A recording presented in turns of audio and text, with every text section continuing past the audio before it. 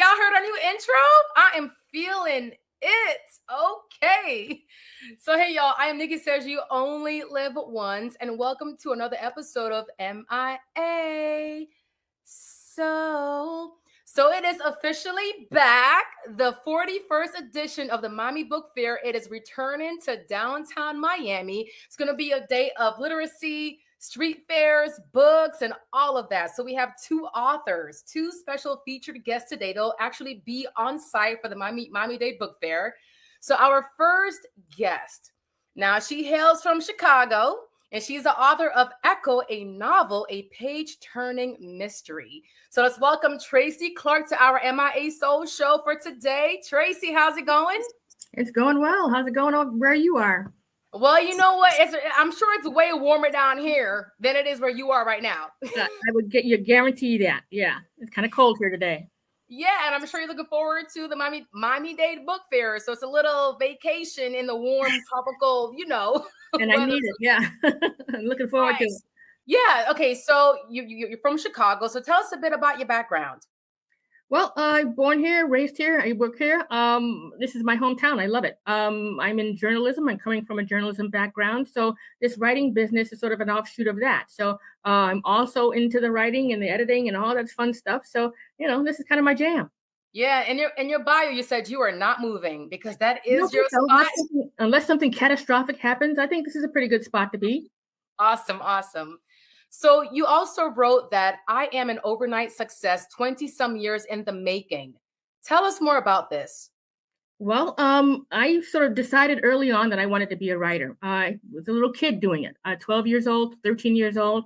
It took several years after that sort of realization to sort of teach myself how to do it. I mean, it takes quite a bit.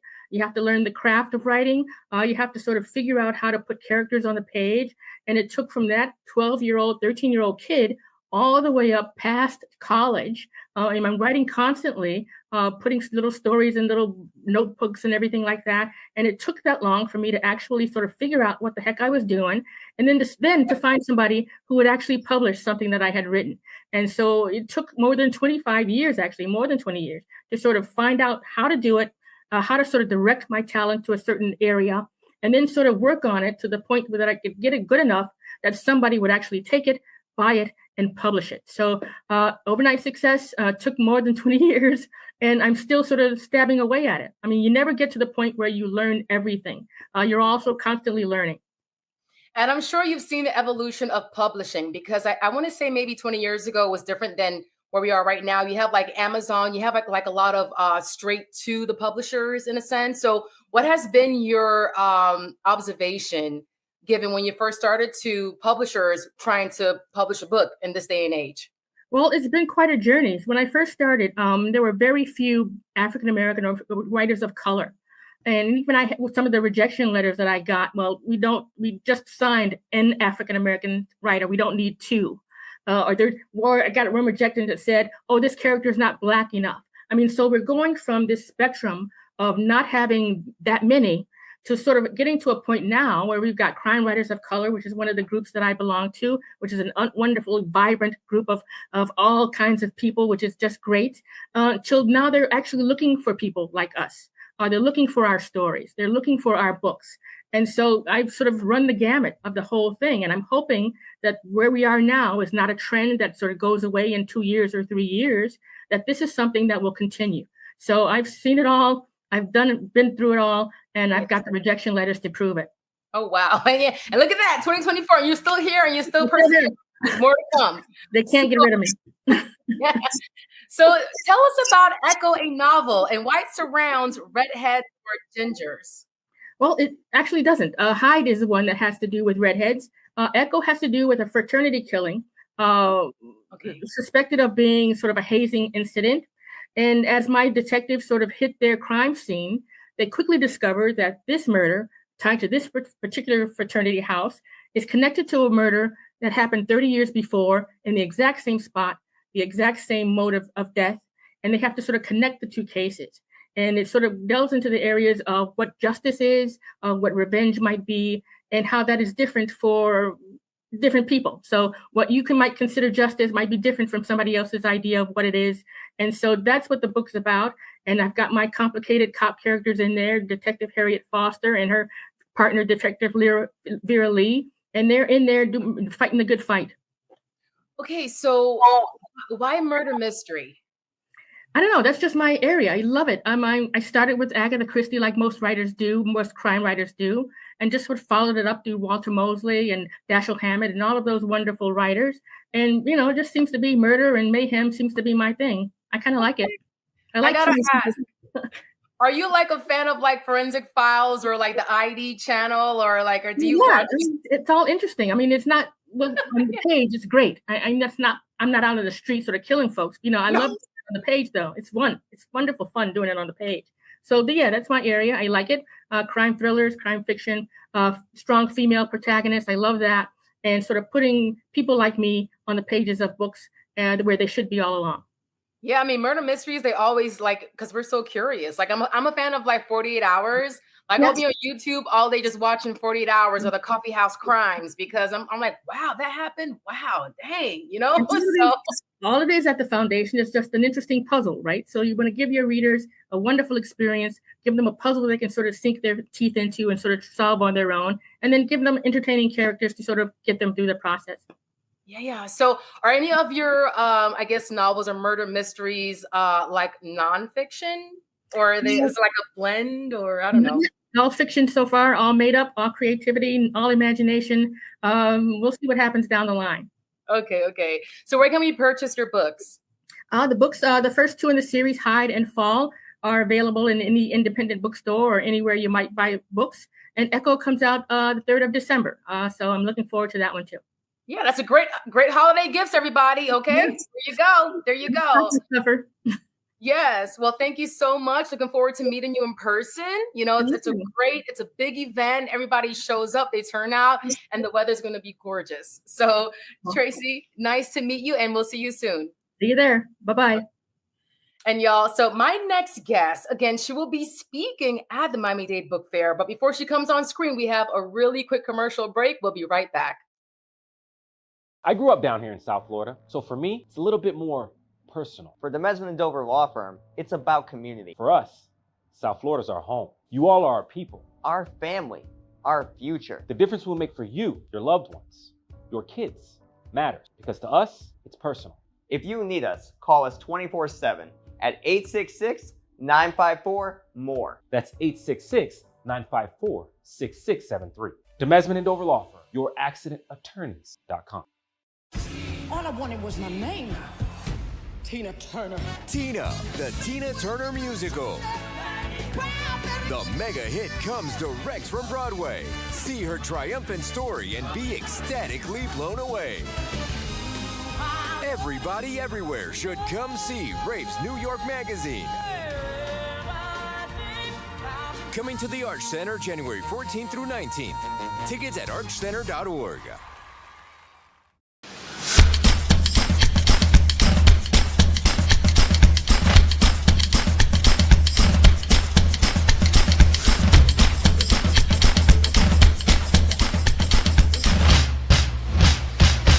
At DRT Behavioral Services, we provide culturally sensitive mental health evaluations with thorough treatment plans, incorporating alternative forms of wellness, not just Western traditional medicine. Besides medication management and psychotherapy, we provide education to people in the areas of minority mental health with classes on your diet's impact on mood and sleep hygiene for better rest. We also offer weight loss therapy, massages, and facials. Visit brainlovehelp.com today.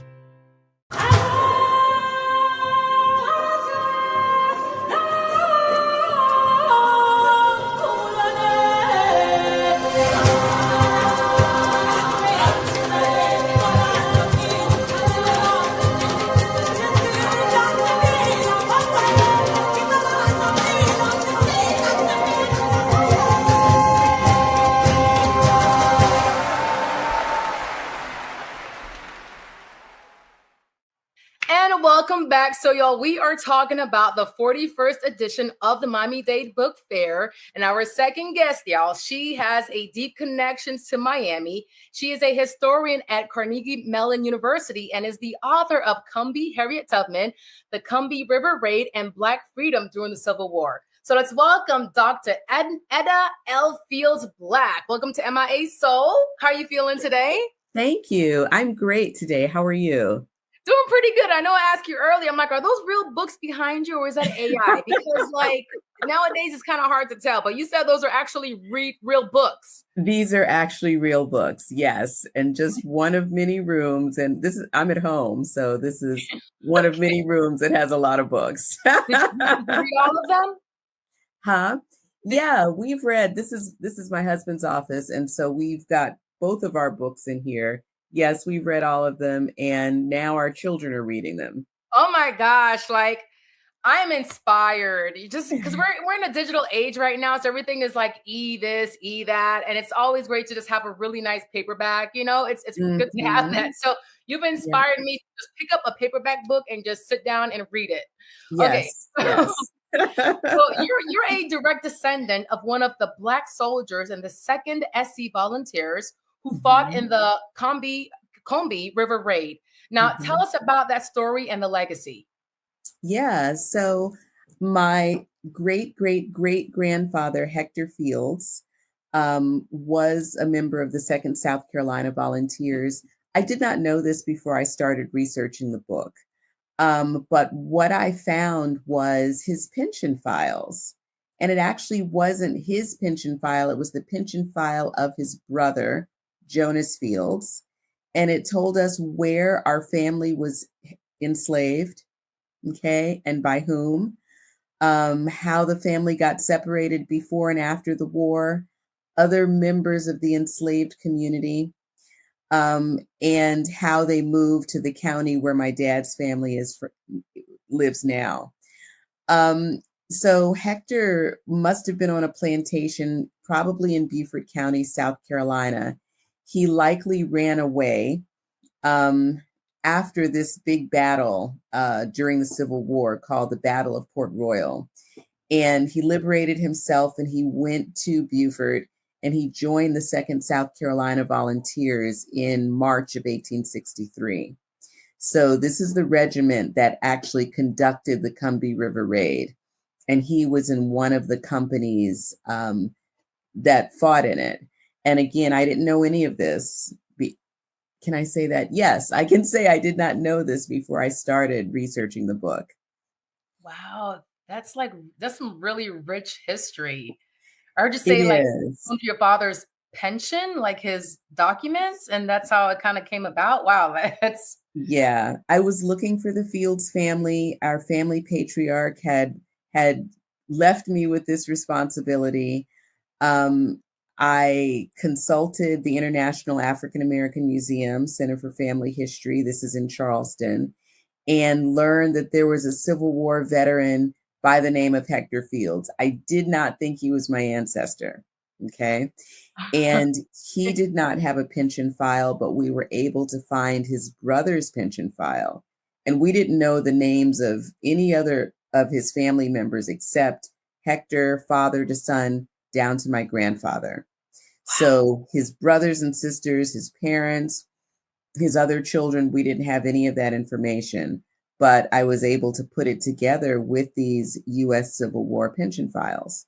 Yeah. That's a lot of research and investigating. Wow, that's a lot awesome. Of research.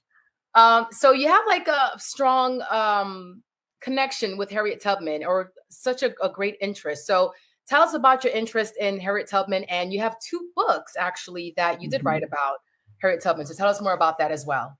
This Combahee is my first book about Tubman, and Tubman intrigued me for a lot of reasons. So the Combahee River Raid, her service during the Civil War, most people think of Tubman and they think of the Underground Railroad, right? And they think about these 13 trips that she made after she frees herself. She goes back into what I call the prison house of bondage 13 times. And she rescues about 70 people, okay? then the Civil War starts, and she went down to South Carolina to serve as a spy for the U.S. Army. Most people have no idea about that. So the Civil War is really the least known part of her legendary life, right? And I wanted to know more about that service. I wanted to know more about the raid. It took place on 7 rice plantations in coastal South Carolina. And rice, West African rice farmers, and rice and slavery in coastal South Carolina and Georgia, those are my specialties. Those are my passions. So when I found Harriet Tubman standing in my rice fields, I wanted to know more. That is, I didn't know that. They don't teach that part in school. Like, they really don't. So that is, I was today years old learning this from you right now. So thank you for that history. And I'm really happy that social media is here, because a lot of historical facts that weren't taught in school, we can now learn about this through other mediums. And this is great. I have to literally edit this part that you just said and repost it, because I think a lot of us were not even aware of this. So thank you.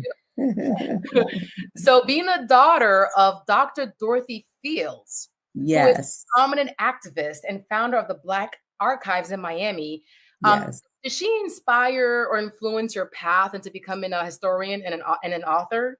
Yes, absolutely. So I think that I became a historian probably at age 8. My mother would this is back when we used tape recorders now, so this was a long time ago, but she would give me a tape recorder and a list of questions and send me to my aunts and uncles' houses. Okay, we all lived on the same block. So she would tell me to go to uncle or aunt so-and-so's house and ask them turn on the tape recorder, very important, and then ask these questions.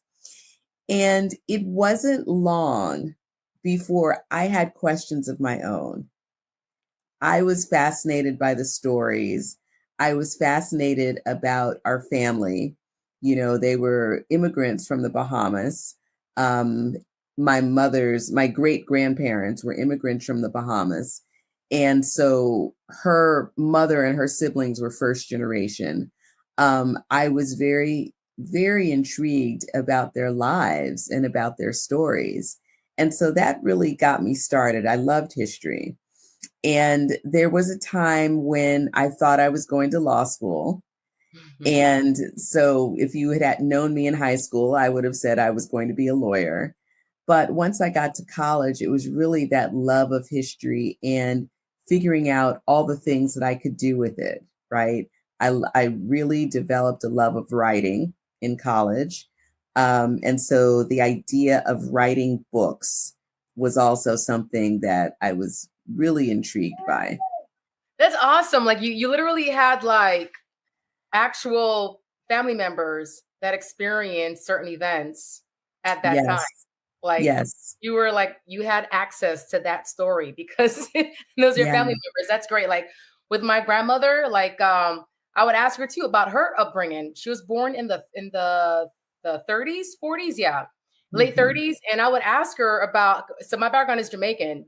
I'm Jamaican. So I would ask her about what was it like growing up back then? What did you experience? And it's just great to hear from their mouths directly because they actually experienced it. So for you to have that, I can understand why, because, you know, and it's good that you have that curiosity as well, because it's rich history right at our fingertips, and you have that. So that's phenomenal. So tell us about your book tour and your involvement with this year's Mommy Book Fair. Yes. So I have been from Miami to Kansas to Boston with Cumbie since its release in February of 24. I've just been everywhere, which is wonderful. My latest trip was to Maryland. I've been spending a lot of time in Maryland, which is Harriet Tubman's birthplace. And on Veterans Day, there was a ceremony where the governor of Maryland commissioned her brigadier general in the Maryland National Guard. So this is the research that I've done really in action. I have so loved introducing the book to readers and introducing the characters to readers and meeting people who have read and been touched by the book and meeting people. I think this is my greatest joy, meeting the descendants, the direct descendants of Harriet Tubman and the Combahee freedom seekers, the people who were liberated in the raid, meeting and getting to know their direct descendants. I'm extremely excited to bring it to the Miami Book Fair, Miami being my hometown, and to being on the panel with my colleague and friend Taya Miles from Harvard, who has recently released her biography of Harriet Tubman. So we're going to have a good time. There'll be a lot of new things to learn about Harriet Tubman's life.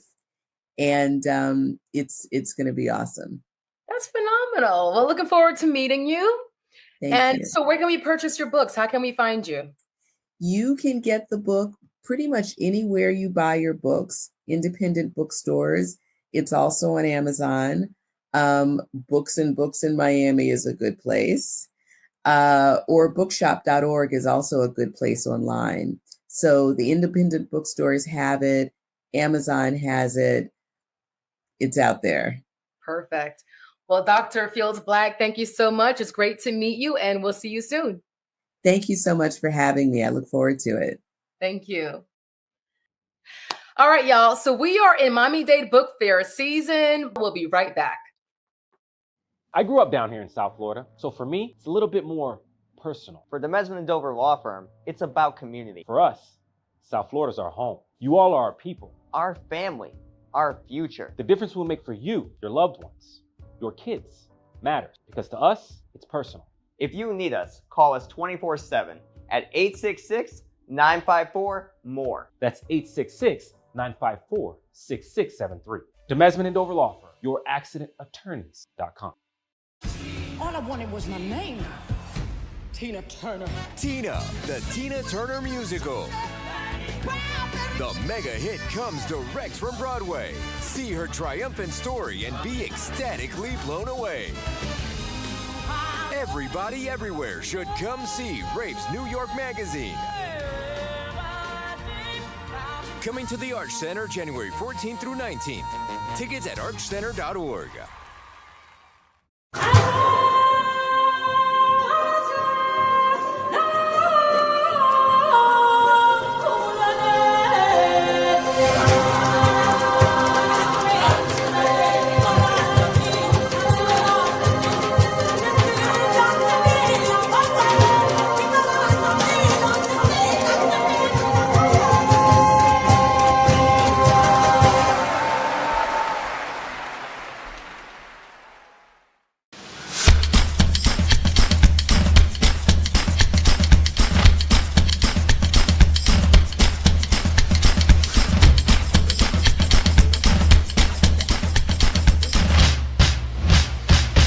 At DRT Behavioral Services, we provide culturally sensitive mental health evaluations with thorough treatment plans, incorporating alternative forms of wellness, not just Western traditional medicine. Besides medication management and psychotherapy, we provide education to people in the areas of minority mental health with classes on your diet's impact on mood and sleep hygiene for better rest. We also offer weight loss therapy, massages, and facials. Visit brainlovehelp.com today. Y'all, that was a lot. It was a great show today. So today we are in Miami-Dade Book Fair full effect. We have two featured guest authors actually making their appearance at this year's Miami-Dade Book Fair. Tracy Clark with Echo, a novel, and also Dr. Edda L. Fields Black with Combahee, a Harriet Tubman story. So thank y'all so much for tuning in, and we'll see y'all soon.